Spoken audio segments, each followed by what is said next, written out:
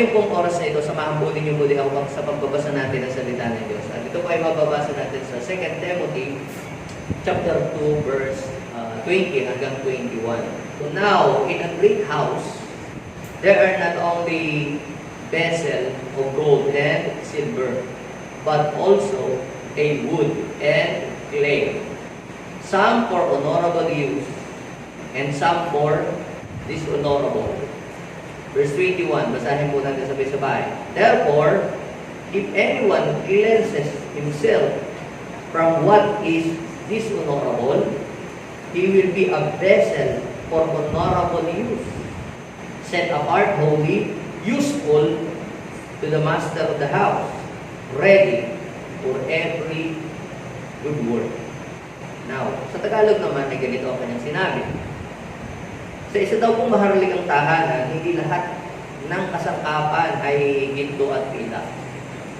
Meron din pong mga yari po sa kahoy at luwad. Ginagamit sa tanging pagkakataon ang mga kasangkapang ginto at pila. Ang yari naman sa kahoy at luwad ay ginagamit araw-araw. Ang sino mang lumalayo sa kasamaan ay mabibilang sa mga kasangkapang mariringal at napakikinabangan.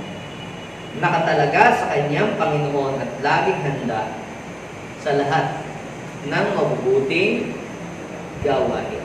Ang pamagat ng mensahe na aking share po sa atin ngayon mga kapatid is becoming a vessel for honorable use. Kapag tayo po mga kapatid ay naglilingkod sa Diyos, tayo ay nagpapagamit sa Diyos.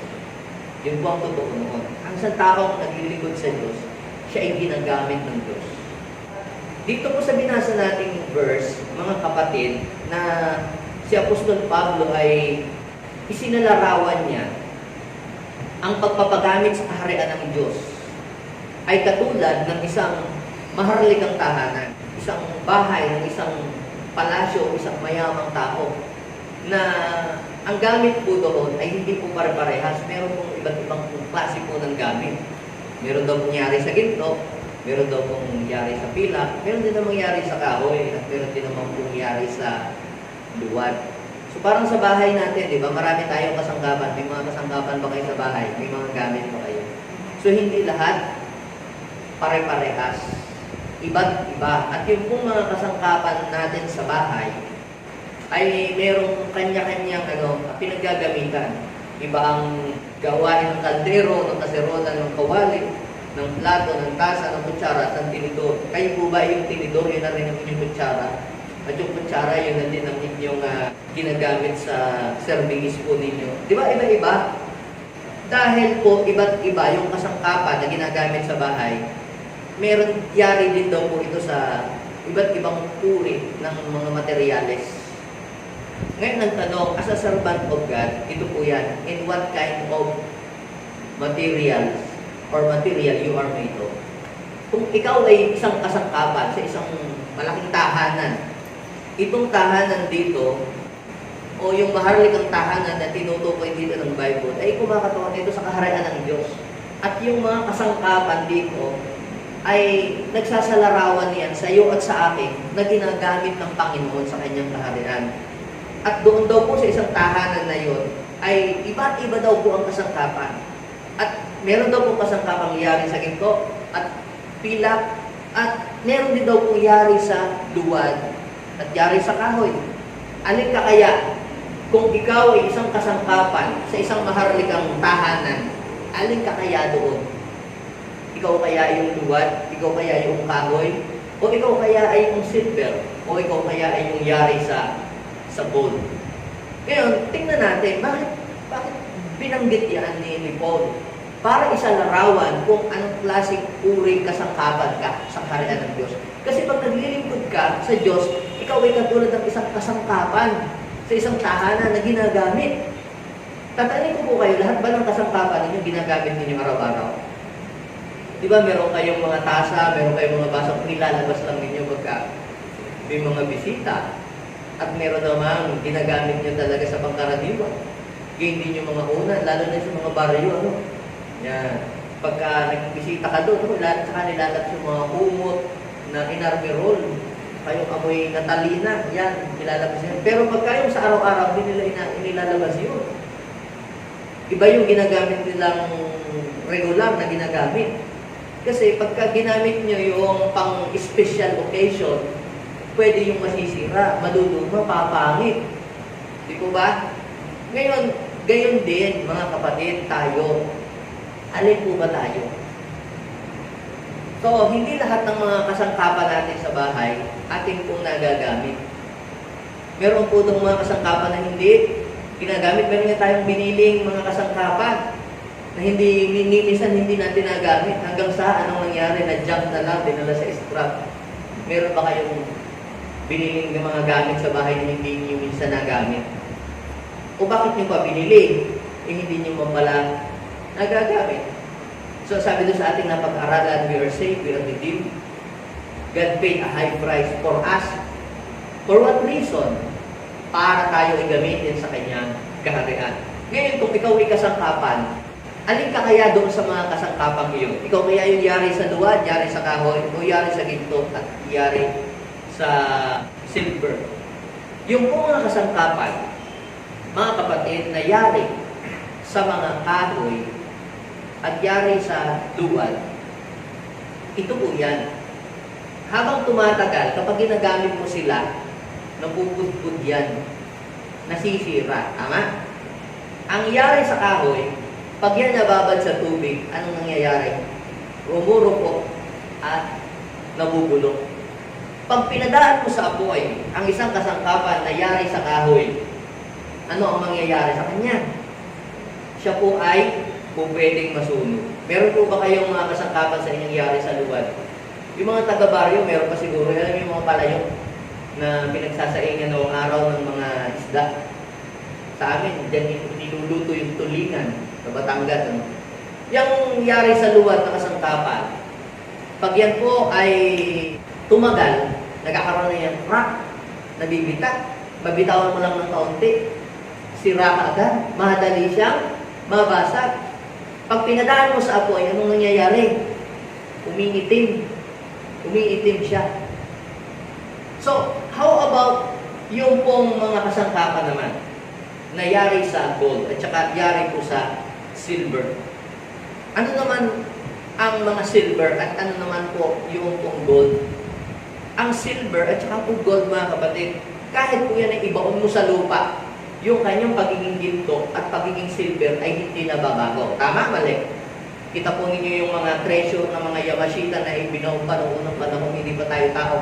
Hanggang ngayon, pag ibinaon at hinukay ninyo, hindi nabubulok, hindi nasisira, gayon pa din. Kahit mabasa, kahit mababad sa tubig, yung kanyang pagiging gold niya, hindi naaagnas, yun pa rin. Kapag ito pong gold na ito, mga kapatid, ay pinadaan mo sa apoy, anong mangyayari sa ginto? Lalo siyang nagiging makinang at lalo siyang nagiging pure ang kanyang pagka-gold at lalo pang lumilinis kapag dumadaan sa apoy. Ganyan po ang silver at saka ang gold. Sabi ng Bible, hindi daw po lahat ng kasangkapan ay yari sa ginto at pilak. Meron daw pong yari sa luwad.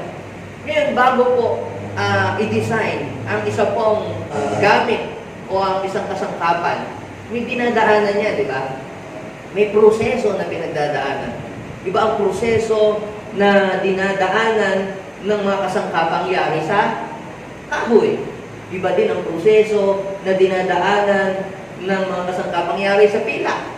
At iba din naman ang process na dinadaanan ng mga yari sa ginto at pila. Sila po ay pinapadaan sa apoy.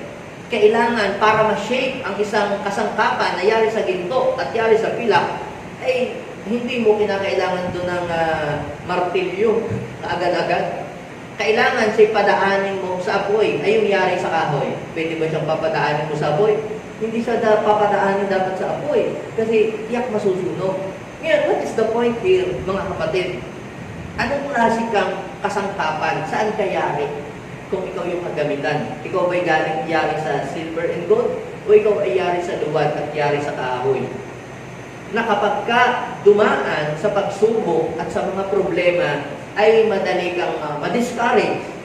Pagka mayroong mga pagsubok o mga kagipitan, madali kang mawala ng gana sa paglilingkod. Kapag ang isang tao po, mga kapatid, na nagpapagamit sa Diyos, halimbawa dumaan sa mga problema, mga pagsubok, kagipitan at kahirapan, ay kara-karakay tumalikod agad. Siya ay magiging katulad ng isang kasangkapan na yari sa bangat.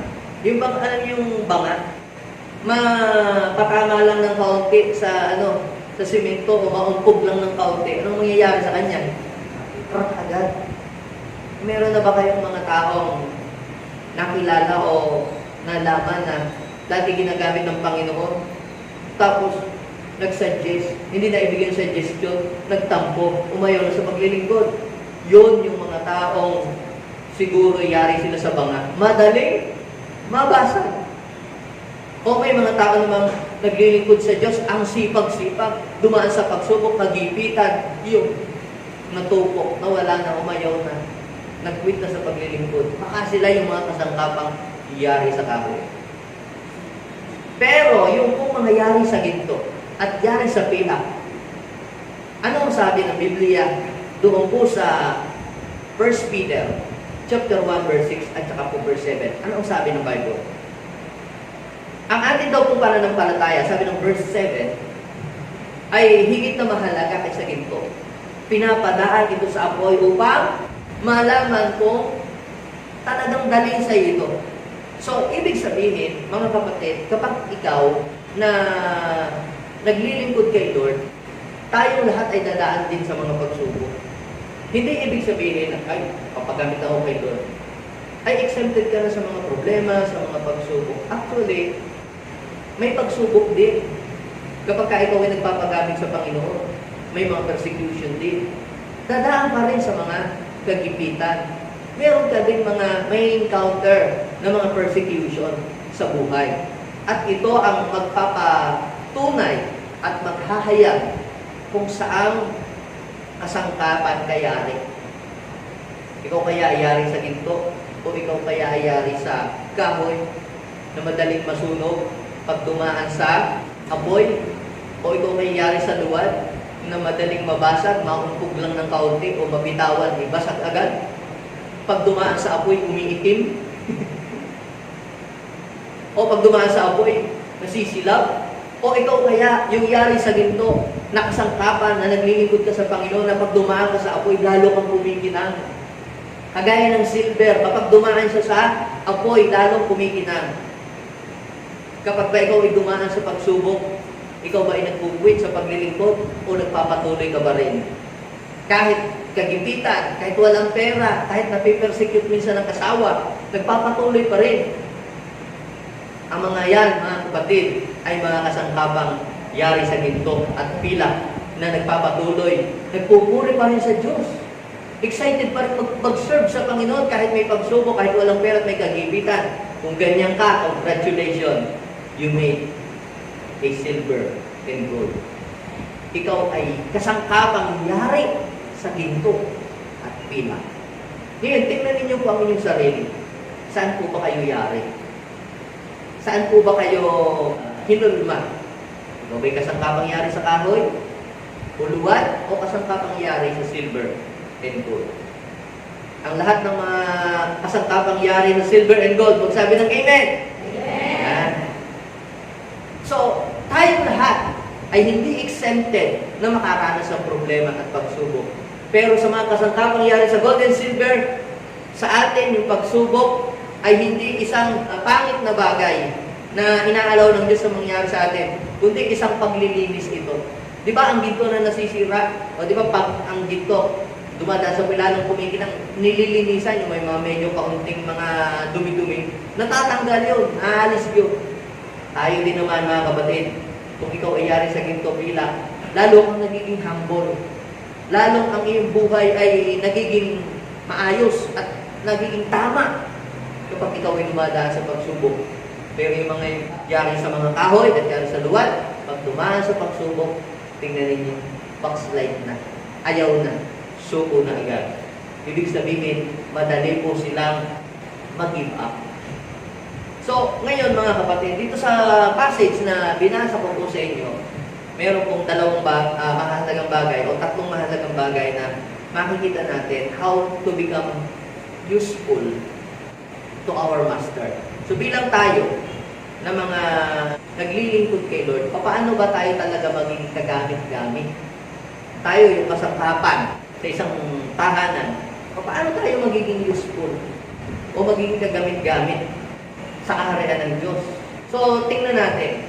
Ang number 1 na nakita ko po dito, mga kapatid, sa verse na ito na ating pong binabasa, suriin natin. Number 1, if you want to make your life useful to the kingdom of God, ito yan. You must keep yourself you. Kinakailangan ang iyong sarili o ang iyong buhay ay panatilihin mo laging malinis. Anong ibig sabihin nito? Ibig sabihin ba ikaw ay hindi na narurumihan? O ibig sabihin ba ikaw ay hindi na nagkakamali sa buhay? Bibigyan ko kayo ng halimbawa. Kapag kayo po ay kumakain kayo. Kunyari, breakfast. Habang kayo kumakain, nabitawan niyo yung kutsara, lumaglag sa floor. Anong gagawin ninyo? Hahayaan nyo na ba yun? Nandun na lang. Uy, nahulog oh. Ang ganda pala niya pag nahulog. Di ba? Anong gagawin mo? Pag nahulog yung kutsara doon sa maduming floor, anong gagawin mo? Pupulutin mo agad. Ganito ka ba? Uy, wala pang 1 minuto. Tapos kakainin mo, kakain ko. Ganun ba? Anong gagawin mo pag biglang nahulog yung kutsara? Pupulutin mo at anong kasunod na gagawin mo? Puhugasan mo. Yun yung ibig sabihin ng keep yourself pure. Hindi mo hinahayaan na nandoon na lamang siya sa floor habang panahon na lang na siya nakalaglag doon. Eh kung nalaglag, ang gagawin mo, ipupulutin mo at lilinisin mo agad. Do you get the point, mga kapatid? Tayo din, ang buhay natin, if you want your life to become useful to the kingdom of God, sa paglilingkod sa Kanya, ang ating sariling mga buhay ay dapat maging malinis po. Kung halimbawa, kayo po iinom diyan sa inuman natin na uuhaw kayo, may mga nakabuyang-yang mga baso dyan o na mga nakalagay na mga baso dyan. Basta na lang ba kayo iinom? Ano po ang unang-unang ninyong gagawin? Lilinisin o huhugasan ninyo yung mga baso na yon para po yung mga baso ngayon ay maging malinis, din tsaka mo ito gagamitin. Gayon din mga kapatid, ang buhay natin, para maging kagamit-gamit, dapat ay maging malinis tayo. Linisin natin ang ating buhay. Kaya nga pastor, okay, naliligo araw-araw eh. Tsaka kita ko bago ako pumunta dito, talagang bagong paligo ako, kaya malinis na malinis ako. I'm not talking about outward appearance. I'm talking about the inward self. Dapat ay maging malinis ang loob ng ating puso, ng ating isip, sapagkat, ang sabi ng Bible, God looks at the heart. Panlabas na kanyuan ang tinitingnan ng tao, pero sa puso ako tumitingin. Kung ang Diyos ay gusto kanyang gamitin, ang unang-unang titingnan sa iyo ng Panginoon ay hindi ang iyong panglabas. Not your outward appearance. Hindi yung damit ang unang-unang titingnan ng Diyos sa iyo. Kung gusto kanyang gamitin, hindi yung buhok mo ang unang-unang titingnan ng Diyos, o hindi yung sapatos mo, hindi yung pantalon mo na suot ang unang-unang titingnan ng Diyos. Alam niyo po kung ano? Yung nasa sa loob ng puso. Alam niyo po ba si Jesus noong pong siya nangangaral sa templo, He rebuked the Pharisee and the Sadducee at sinabi niya, kayo, ililinisin yung labas ng tasa. Di ba? Pero yung loob naman ito ay marumi. So ano pong ibig sabihin nito? Kinakailangan ay maging malinis ang loob ng ating puso if you want to become useful to the kingdom of God. Bakit ka magiging effective at kailan ka hindi magiging effective sa paggamit sa iyo ng Diyos? Kapag ang iyong buhay ay pinananatili mo at hinahayaan mo maging marumi. Basahin po natin yung verse 21. Therefore, if anyone cleanses himself from what is dishonorable, he will become a vessel for honorable use. Do you want to become a vessel for honorable use? So, to become a vessel for honorable use, you must keep yourself pure. Sabi, therefore, if anyone cleanses himself from what is dishonorable, he will become a vessel for honorable use. Anong ibig sabihin noon? Set apart and holy. Pag sinabi po natin holy, hindi naman yung dapat ikaw nakaputi ka ng damit, tapos mahindi ka naglalakad, tapos mabagal kang maglakad, tapos hindi ka ngingiti, para ikaw ay banal tingnan. Hindi mo doon, mga kapatid, nakikita ang kabanalan. Ang kabanalan ay ito po, mga kapatid, ay yung condition ng iyong puso. Ano ang laman ng nasa sa loob ng iyong puso? Ikaw ay nakaputi, ang ganda ng iyong bihis na ganyan.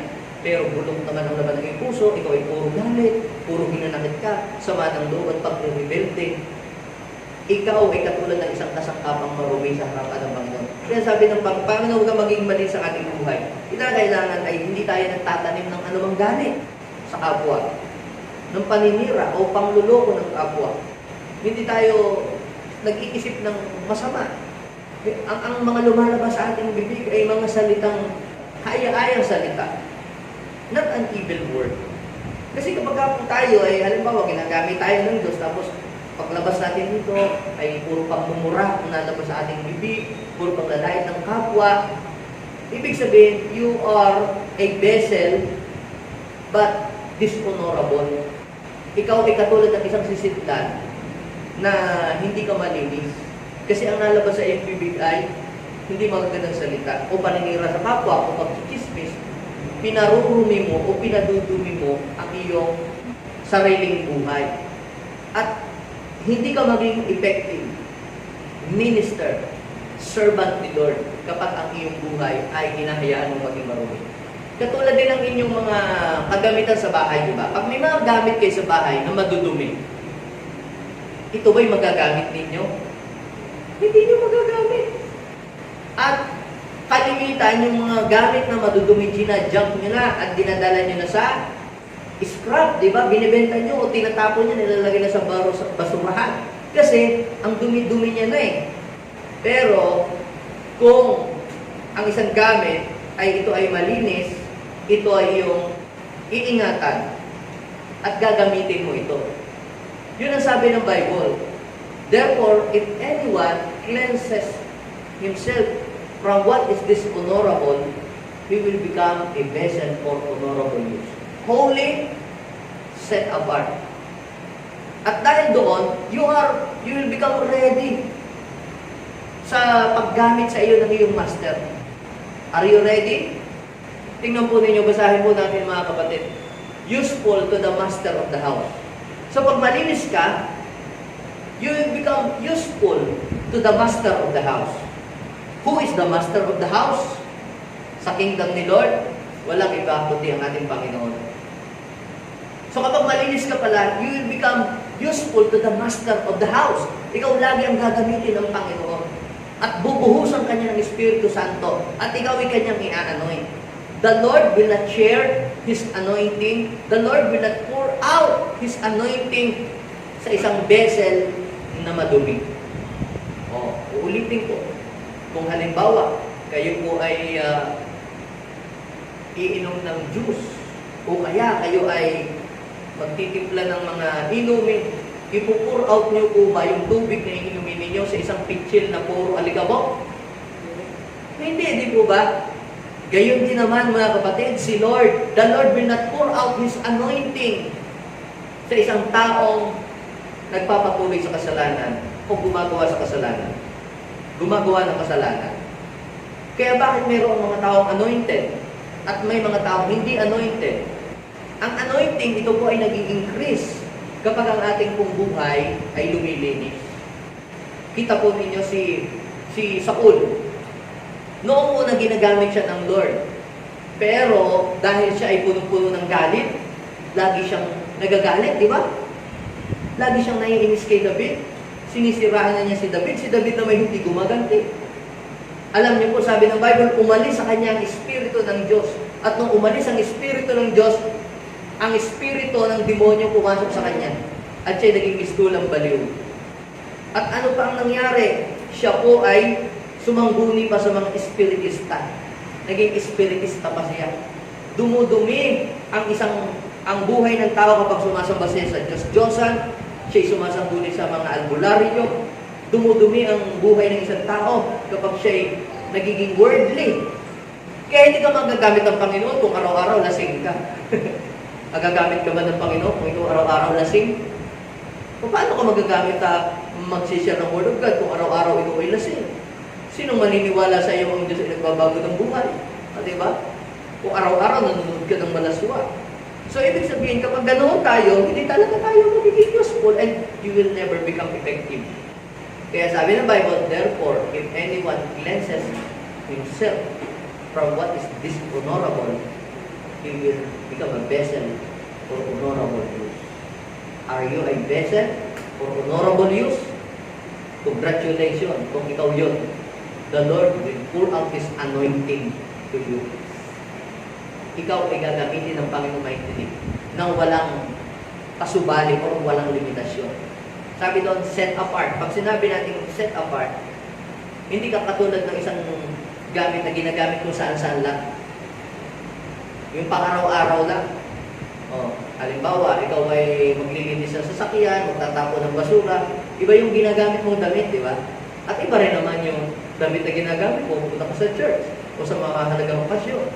Hindi mo ginagamit yung pang-simba mo o kaya pang-okasyon mong mahalagang okasyon sa pagtatapon ka ng basura at maglilinis ka ng bahay. Ibang ano yun, malalaspag. Kaya, ang buhay natin, mga kapatid, dapat nakapreserve lang. Ang buhay natin, ang Diyos lamang ang pwedeng gumamit. Wala nang iba. So, bilang isang naglilingkod sa Panginoon, dapat ingatan natin ang ating buhay na maging mali sa harapan ng Diyos para tayo po ay maging gamit ang ating buhay sa kingdom ni Lord. So, ang pangalawang bagay na nakita ko dito, mga kapatid, to become useful to the kingdom of God is this. You must be available. Available ka dapat for God. Kahit sabihin natin gaano ka kakalinis, no? Pero hindi ka naman available. Hindi ka magiging useful. Basahin natin ulit. Therefore, if anyone cleanses himself from what is dishonorable, he will become a vessel for honorable use, set apart, holy, useful to the master of the house. Tingnan yung kasunod. Ready for every good work. Now, ang tanong ay ito, are you ready for every good work? Kapag ba ikaw ay, si Lord gagamitin ka, ikaw ba ay available? Bakit hindi magamit ang iba? Kahit pa gaano sila ka-talented, kahit gaano ka pakahusay na tao, dalubhasa. But if you are not available, hindi ka magagamit ng Panginoon. Dahil lagi kang busy, lagi kang abala sa maraming mga bagay. Kung ano-ano ang iyong inuuna. Ibig sabihin, wala kang space na inaalat para kay Lord. Kaya kung hindi ka available, kahit gaano ka kagaling, o gaano ka kabihasa, o kahit gaano ka ka-talented, pero hindi ka naman available, hindi ka magagamit ng Panginoon. Kaya dapat ikaw ay available ka palagi sa Panginoon. Available po kayo magpagamit kay Lord. Sister, halika nga, mag-share ka nga ng Word of God. Saka na lang, papasting muna ako ng mga 21 days, huwag ka na muna ngayon. Kasi, ang paggamit sa atin ng Panginoon, yan po ay progressive, unti-unti. Halimbawa, first time ka pa lang. Nakabang idea, paano ba magamit ang Lord? So, dito sa church, dinidevelop po kayo unti-unti. Hindi mo, sige, mag-preach ka bukas. Hindi ka doon. So, pag ikaw ay first timer, ibig sabihin, ikaw ay dinidisciple, ngayon, para ikaw ay magamit ng Panginoon, umpisa ka, pwede ba ikaw ay mag-opening prayer? Doon nag-uumpisa na. Kapag ikaw ay nilapitan at inuumpisahan ka ng, sige, mag-opening prayer ka this Sunday, huwag ako, siguro next year na lang. Anong dahilan mo? Nahihiya ako. Hindi ako prepare. May nagawa akong kasalanan. Yun ang ibig kong sabihin. Kita ninyo mga tao may nagawang kasalanan. Hindi sila magamit-gamit. Hanggat ikaw ay naglalaro sa kasalanan o may ginagawang kasalanan, hindi ka magagamit talaga ng Panginoon. Pero kapag ang buhay mo ay iyong nilinis, ang kasunod dito, mga kapatid, ito ay gagamitin ng Panginoon. Basta ikaw ay maging available lamang sa Kanya. Ikaw ang gagamitin ng Panginoon. Paano ba gumagamit si Lord? Ganito yan. Una, si Lord lalapit sa iyo. Gagamit si Lord ng tao. Ngayon, pagka ikaw ay tumanggi, the Lord will give you another chance. Gagamit ulit siya ng tao, lalapit sa iyo para i-convince ka na magpagamit. Pero kapag ikaw ay laging tumatanggi, hahanap ang Diyos ng iba. At yun ang taong pupuntahan ng Panginoon, siya ang gagamitin. At pag yung taong yun, in-accept niya yung challenge na pagpapagamit, siya po ay paulit-ulit at paulit-ulit. Kaya bakit merong ginagamit, merong mightily, at merong hindi nagagamit? Kasi tanggi ng tanggi. Wala pong taong ginagamit ng Diyos na sa una ay expert agad.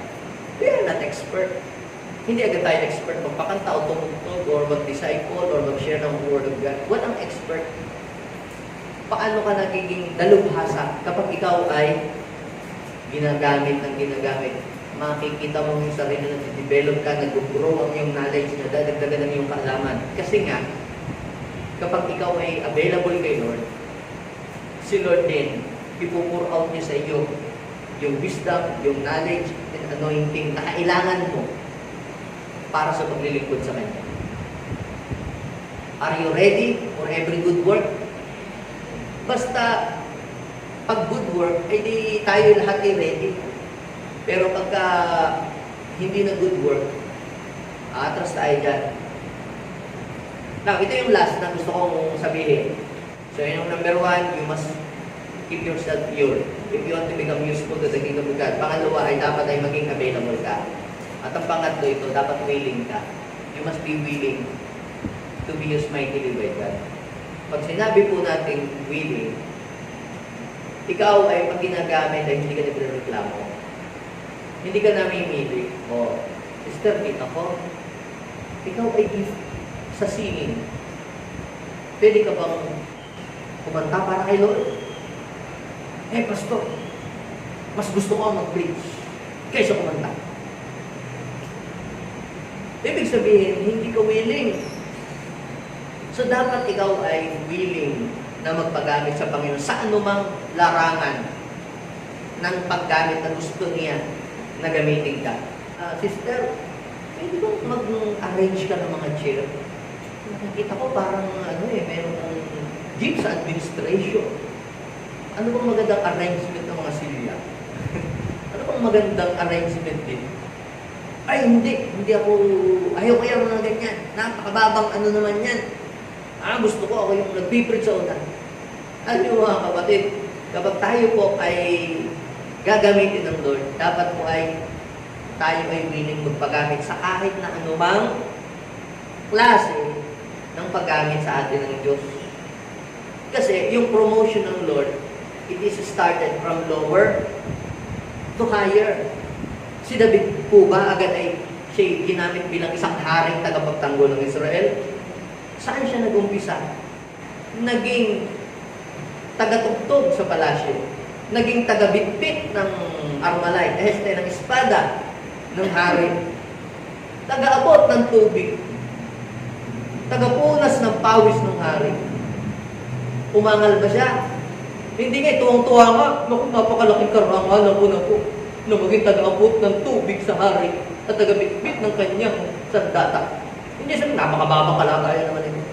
Alam niyo po, doon ay makikita ang ating puso kung talagang tayo ay hanggang saan ang mararating natin sa pagpapagamit sa Diyos. Kung hindi ka nagre-reklamo. Brad, pwede bang ilapit-lapit mo dito itong pulpit na ito para mas lalong maging maganda? Ay, ayaw ko yan.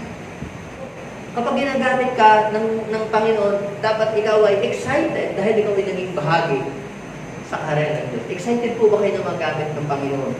Ngayon, kasi kung kayo po ay kasangkapan, halimbawa, nasa loob ng bahay, no? Nasa loob kayo ng bahay, kasangkapan kayo, kabilang kasi isang kasangkapan na nabili at nandun ka sa bahay niyo. Kung ikaw ay kasangkapan, tapos may mga kasamahan kang mga kasangkapan din, yung mga kasangkapan, laging nagagamit regularly. Paborito, di ba may mga tasa kayo, pag inom kayo ng kape, ito paborito kong gamitin. Tapos yung isa, nandudun lang, nakataob. Kung ikaw kaya, ano ang feeling mo? Kapag nagagamit yung isa, tapos ikaw nandudun lang. Di ba parang napaka-unuseful, parang feeling mo sa iyong sarili, unuseful, parang wala kang silbi sa mundo pagka hindi ka nagagamit ng Panginoon, di ba? Kaya mga kapatid, dapat po tayo lahat ay magpagamit sa Diyos. Ang mga taong nagpapagamit sa Diyos, yan po ang mga tunay na naglilingkod sa Diyos. Kasi kung hindi ka na magpapagamit sa Diyos, sino ang gusto mong gumamit sa iyo? Dalawa lang naman na po pwede natin pagpilian gumamit sa atin eh. The devil came to what? To steal, to kill, and to destroy. Marami mga Kristiyano, expert sila sa paninira ng kapwa. Expert sila sa paninira ng mga churches. That is not our calling. Our calling is to build. To build, not to destroy. Kaya hindi natin sisiraan ang mga kapwa natin Kristiyano, may ibang mga churches. Kung sila may mga pagkukunang, pagpray natin sila. Pero yung to destroy their personality, para siraan natin sila, that is not our business. We are not called to destroy people. We are called to build people. To encourage them. Kaya malalaman mo kung sino ang nagpapagamit sa Diyos at sino ang hindi nagpapagamit talaga sa Diyos. Ay, hindi ibig sabihin na nag-hallelujah, nagpe-praise the Lord. Ayan, nagpapagamit ang kay Lord. Paglabas kaya nito, ano kaya ang kanyang ginagawa? Nag-beat up ba siya ng tao? O naghahatak ng taong pabagsak? Kaya kapag ka ang iyong mission ay magpabagsak ng tao, kilala mo na kung saan kang nakapanig. Dahil the devil came to steal, to kill, and to destroy. Magwasak ng pamilya, magsira ng buhay ng mga tao. Pero, kung paglabas mo dito, yung mga taong mayroong mga problema sa buhay, yung mga pamilyang nagkakagulo o naghihiwalay, ay may ginagawa kong paraan para sila magkasundo-sundo at magkaayos-ayos. Congratulations. Ang Diyos ang gumagamit sa iyo. Kaya dapat mga kapatid, maging willing tayo palaging magpagamit kay Lord. Ang pagpapagamit po sa Panginoon, mga kapatid, sa paglilingkod sa Kanya, is not limited to the four corners of this church, of this building. Napakaliit naman po, hanggang dito lang tayo. Ang tunay na magpapagamit at paglilingkod sa Diyos, paglabas natin dito, tayo ay nagiging liwanag at nagiging asin sa sanlibutan. If you are salt and light of the world, kung ikaw ay ilaw at ikaw ay asin, ikaw ay nagsisilbi sa Panginoon. Magiging liwanag ka doon sa mga taong nasa dilim. Ikaw ay nag-share ng Word of God. At hinihikayat mo silang mapalapit sa Panginoon. Congratulations, you are serving the real God. Pero kung ikaw yung naghihikayat sa mga tao na magbisyo sila at magsugal sila, you are not serving the real God. You are serving the enemy. Bakit ganun? Dapat papalapit sa liwanag. Bakit tutulak mo sa dilim yung mga tao? So, ngayon mga kapatid, dapat tayo ay, you must be a clean vessel.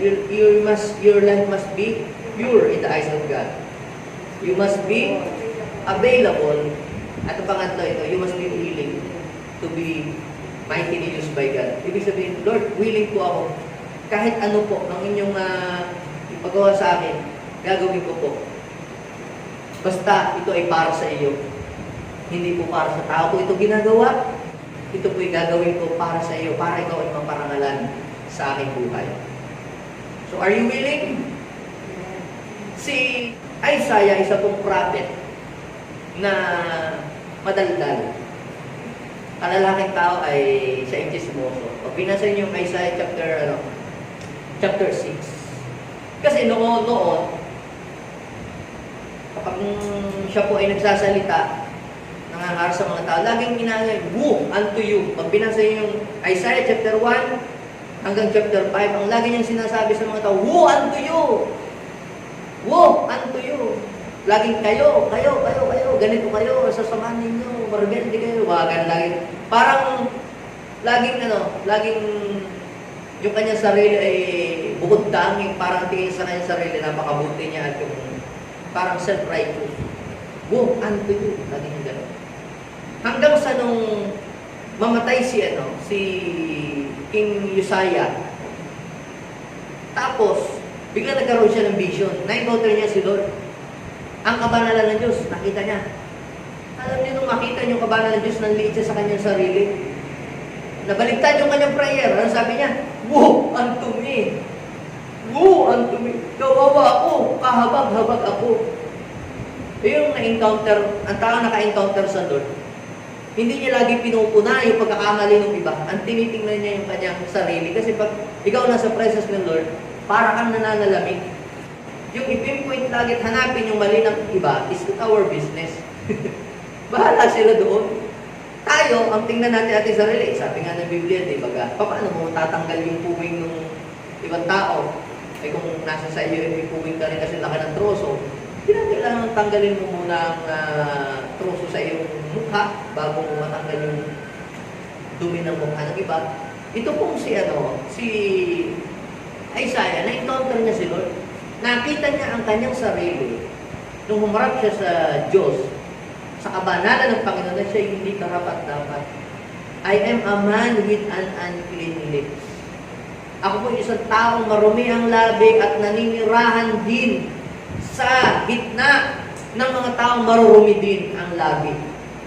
Ibig sabihin, chismoso, sinungaling. Ano pa? Palamura. Ano po ang ginawa ng Panginoon? Nagsugo po siya ng anghel. Ito sa vision to, vision. Nakita niya, spiritual. Sumipit ng baga. Pagkatapos, yung baga na yon, inilagay sa kanyang dila. Pinasok yung kanyang dila. Tapos, ano sabi ng Lord sa kanya? Ayan, ngayon, nilinis ko na ang iyong bibig sa lahat ng iyong mga karumihan. Ngayon, nagsalita si Lord. Ito in general, na sinabi ng Panginoon. Para sa lahat. Sino ang aking ipapadala? Sino ang aking susubuin? Walang nagre-respond. Walang tumutugon. Kayong mama, na dating marumi ang buhay, nilinis ng Diyos, inayos ng Diyos ang sarili. Ano sabi niya? Here am I, Lord. Send me. See? Hanggat ang buhay natin ay hinahayaan natin marumi ang buhay natin, hindi tayo maging useful to the kingdom of God. Pero the moment ng ating buhay ay ipalinis natin, ayos natin sa harap ng Panginoon, magagamit ka ng Panginoon. Ano ang mapapansin natin dito? Si Isaiah, mga kapatid, siya po ay willing magpagamit. Lord, bahala po kayo kung ano pang gusto ninyo. Gusto niyo po ba akong gawing pastor? Sige po, Lord. Kung yan po ang calling ninyo sa akin, basta samahan ninyo ako. Gusto niyo po ba akong maging evangelist? Lord, kayo po. Yung mga taong willing, ibig sabihin, hindi ka namimili kung saan ka gagamitin at dadalahin ng Panginoon. Lord, kung dalahin niyo po ako sa baryo, ay di, nasa sa iyo po yan. Kung dalahin niyo po ako sa city, nasa sa inyo rin po yan. Basta isa lamang po ang aking hiling. Samahan ninyo ako. At huwag ninyo akong iiwanan. Kasi mga kapatid, kapag ang Diyos ay kasama mo, kahit nasa baryo ka, ginagamit ng Lord, o kahit nasa city ka, the Lord will perform a miracle. He will show signs and wonders kapag kasama mo ang Panginoon. Makikita mo mga kapatid, makikita mo ninyo ang pabor ng Diyos. Makikita niyo mga may sakit, gumagaling. Makikita niyo mga demonyo, lumalayas. Basta maging willing kang magpagamit sa Diyos, gagamitin ka ng Panginoon. Bakit? I am a living testimony. Kahit kami dalahin sa baryo, kahit saan, pero ang nakikita ka po mga kapatid, kapag may pinagpipray ako doon, may gumagaling. Mayroong mga demonyo lumalayas. So kaya hindi ka mamimili. Kung ikaw ay willing magpagamit sa Panginoon, hindi ka mamimili. Oh, sister, may gift ka sa sa singing. Pwede bang mag-back up? Back up singer kasi kulang tayo sa back up. Gusto ko akong ang song leader. Huwag ka agad magsimula sa mataas. Magsimula ka sa pagpapagamit sa Panginoon sa mababa at hayaan mong si Lord ang mag-promote sa iyo. Bakit ka ginagamit ng Panginoon, inumpisa sa mas mababang level? Kasi tinetest ng Lord ang iyong puso kung hanggang saan yung promotion na ibibigay niya sa iyo. Kasi mga kapatid, kung tayo mag-uumpisa sa taas, tayo ay magiging mayabang, baka hindi natin ma-contain yung pride. Tandaan ninyo, pride goes before fall. Kapag ang tao ay nasa mataas, delikado yan. Ang tendency niya, pabagsak yan. Pero, kapag ikaw ay nasa baba, anong mangyayari? Kung nasa baba ka, nag-umpisa ka ng papagamit sa Diyos, ikaw ay nasa baba, anong mangyayari? Saan pupunta ang nasa baba? Nasa taas, para lang yung nagte-trade kayo sa stock market. Huwag kayong bibili sa itaas. Bakit? Pag nasa sa itaas, anong mangyayari? Babagsak. Pero kung bagsak ang market, that is the best time to buy. Ibig sabihin, nasa baba. Ano pag nasa baba, anong mangyayari? Anong kasunod? Tataas. Kaya hindi, mga kapatid. Kung tayo ginagamit ng Panginoon at sa tingin mo, napakababa ng iyong simula, huwag kang malungkot. Bakit? Dahil ikaw ay itataas ng Diyos. Maglingkod ka lamang ng tapat sa Kanya, gawin mo ang Kanyang kalooban, gawin mo ang nakakalugod sa Panginoon, in due time, the Lord will lift you up. Are you excited? Kapag ginagamit ka ng Panginoon, your life will become valuable. Ibig sabihin, nagkakaroon ng value. Nagkakaroon ng value ang buhay ng isang tao kapag siya ay useful. Halimbawa, ang isang upuan, ang isang gamit, nagiging valuable lang siya kapag siya ay nagagamit. Diba? Pero kung hindi naman siya useful, wala siyang, hindi siya valuable, diba? May mga, kayo na pinamimigay nyo na lang kasi hindi nagagamit. Pero, meron kayong mga gamit na hindi nyo mabitaw-bitawan kasi gamit na gamit nyo. No? Gamit na gamit nyo. At kapag nagagamit yan, palagi, regularly, tumataas ang value niya. Ako po, nitong lockdown, nagkaroon ko ng pag-aaral, paano ba nagkakaroon ng value ang isang coin? Kasi tayo po ngayon ay pumasok na sa digital age. Darating ang araw, hindi na natin nagagamitin ang ating mga pera, cryptocurrency ang ating gagamitin. Bakit merong mga coins sa digital money na ang taas-taas ng value niya? Like, kunyari, Bitcoin, Ethereum, at Solana. Then, bakit may mga coins na walang value? Nakita ko po doon, depende sa kung paano siya ginagamit. Ginagamit siya ng mga bangko, ginagamit siya ng mga company, ng mga malaking company. So, habang ginagamit siya ng ginagamit, at maraming gumagamit nito, tumataas ang value niya, kaya pamahal ng pamahal. Bakit ang Bitcoin ngayon ay 3 million na? Ang Ethereum ngayon going to 1 million. Bakit? Kasi ang daming gumagamit. Ginagamit siya. Kinagkakaroon siya ng value. Kung hindi siya ginagamit, wala siyang value. Do you get the point? Kapag hindi ka nagagamit, wala kang value. Masunod sa'yo, itatapo ka na. Kukunin ka na ni Lord. Pero dahil ikaw ay ginagamit ni Lord, ikaw ay valuable, i-preserve ng Diyos ang iyong buhay. Bakit? Kasi ginagamit ka niya sa kanyang kaharian. So, para magkaroon ng value ang buhay natin, dalawang bagay na iwan ko sa inyo. Una, ito po, mga kapatid. Use your life for the glory of God. Do you want your life to become more valuable? So, if you are useful, your life is very valuable. Talagang may halaga, may silbi. Yan, mga kapatero natin, may silbi yan. Valuable yan sa kingdom ni Lord. Yan si Sister Amy. Valuable yan. Sister Nila, valuable yan. Aba? Eh, hindi tayo makakapag-service dito ng maayos. Kung wala ang mga yan. Oo. Kayong lahat, hindi ko na isa-isahin ang mga pangalan ninyo. You are valuable in the kingdom of God. Lahat po kayo ay may silbi, mga kapatid.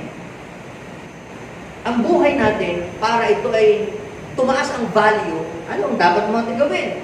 Use your life for the glory of God.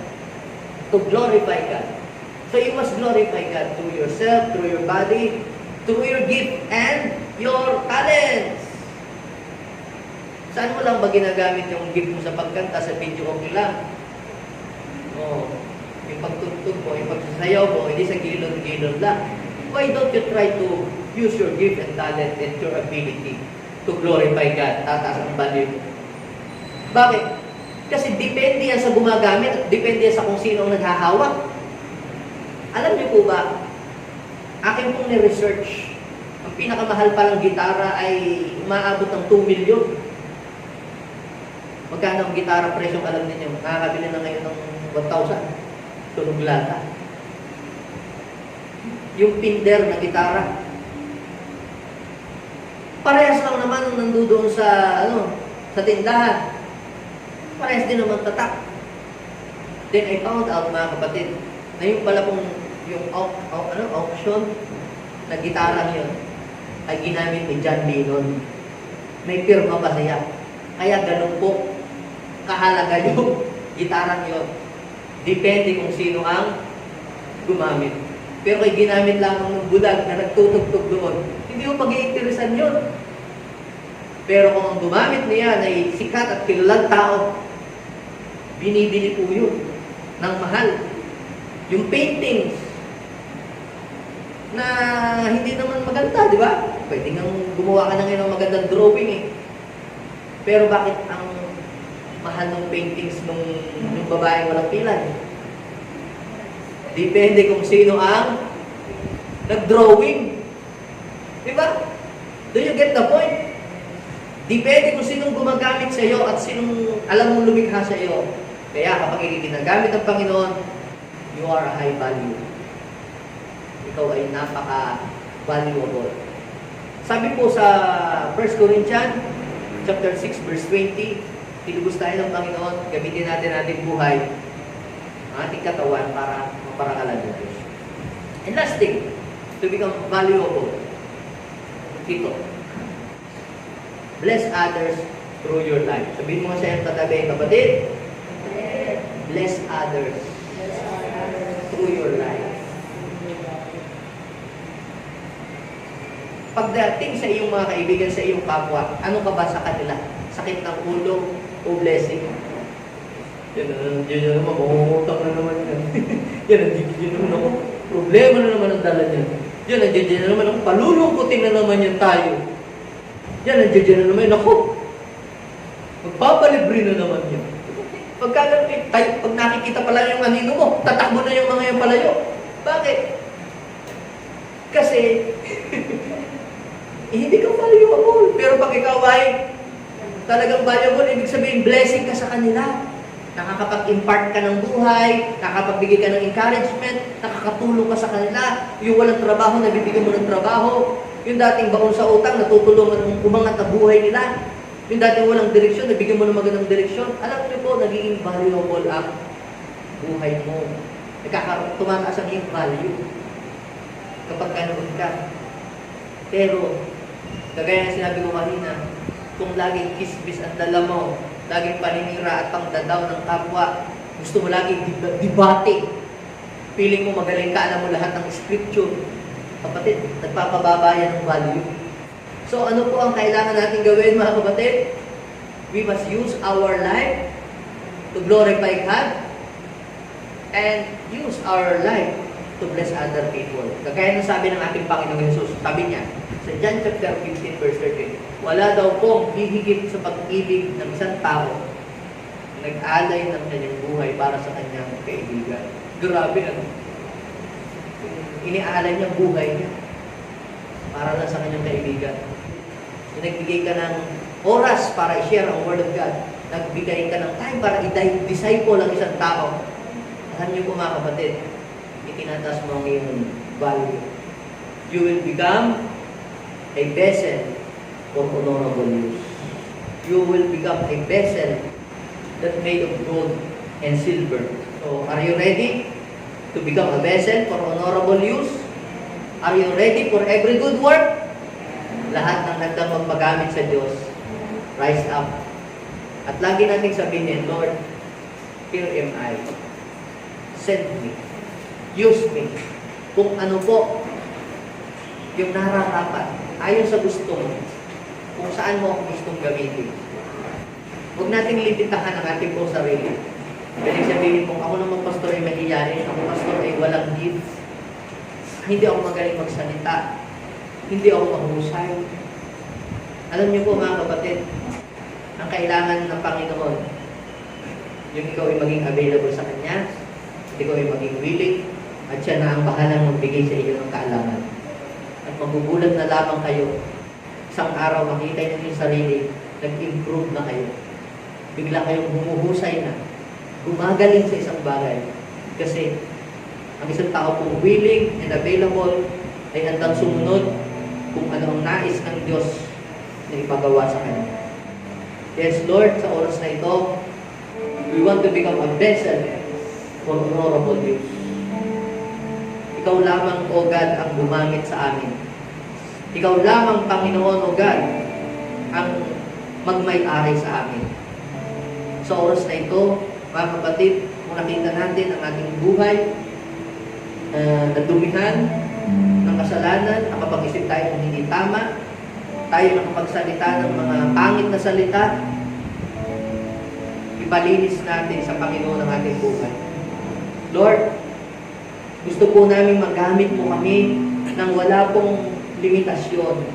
Magamit mo kami, Panginoon, sa malawahan mong gawain. Linisin mo ang aming buhay. Lahat po, Panginoon, ng mga attitude na hindi nakakalugod sa iyo.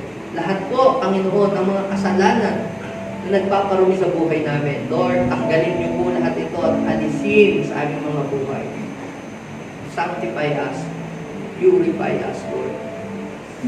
Thank you so much for your loving kindness. Thank you so much, Lord, for your wonderful presence that you have given to us. Thank you, Lord. Hallelujah. Sige po, just invite the Holy Spirit. Invite the presence of God. Kapag malinis ang sisidlan, ipo-pour out ni Lord yung tubig na malinis na nagsisimbolo ng kanyang anointing, nagsisimbolo ng kanyang wisdom. Bibigyan ka ng Diyos ng kakaibang wisdom. Kayo na willing magpagamit kay Lord, handa palagi, available, at ipinapalinis sa Diyos ang buhay na hindi mo hinahayang maging madumi ang iyong buhay habang panahon.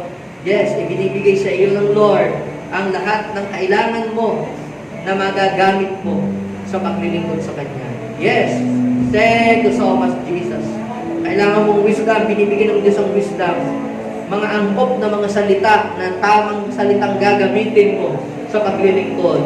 Maging mga resources na kailangan mo, ibibigay sa iyo ng Panginoon. Maging mga tao na kailangan mo, yes, ibibigay sa iyo ng Panginoon. Ang mga tamang tao, mga mabubuting tao with reverential fear of the Lord. Yes, thank you so much, God. Bless these people. Anoint these people. Hallelujah, hallelujah. Yes, oras na ito, walang kapangyarihan si Satanas na kontrolin ang kanilang buhay sapagkat ang kanilang buhay, Panginoon, ay pag-aari mo lamang in Jesus' mighty name. Lord, we bless your name. Thank you, Holy Spirit. Pwede bang tayo manalangin? Ilagay natin ating kamay sa ating puso. Sabihin natin, Panginoong Jesus, maraming salamat po sa iyong pag-ibig sa akin. Ibinigay mo ang iyong buhay upang ako'y tubusin sa mga kasalanan. Salamat sa iyong paglilinis. At salamat din po sa iyong pagpapatawa. Patuloy kang maghari sa aking puso at gamitin mo ang aking buhay para ikaw ay maparangalan at para papagpala ang iba sa pamamagitan ko. Maraming salamat po. In Jesus' name, Amen. Ako na lang magpe-pray. Lord, I declare open heaven sa mga taong willing magpagamit sa inyo. Lord, yan man ay dito sa loob ng church, o yan man ay sa labas, o yan man ay sa online, use them, O God, nang walang limitasyon. And Lord, show your power, O God, to them. Anoint them, O God, with signs, wonders, and miracles. And Lord, let your abundance, blessing be upon them. In Jesus' name, all the people who are willing to be mightily used by God, say Amen. Amen. Palpakan natin.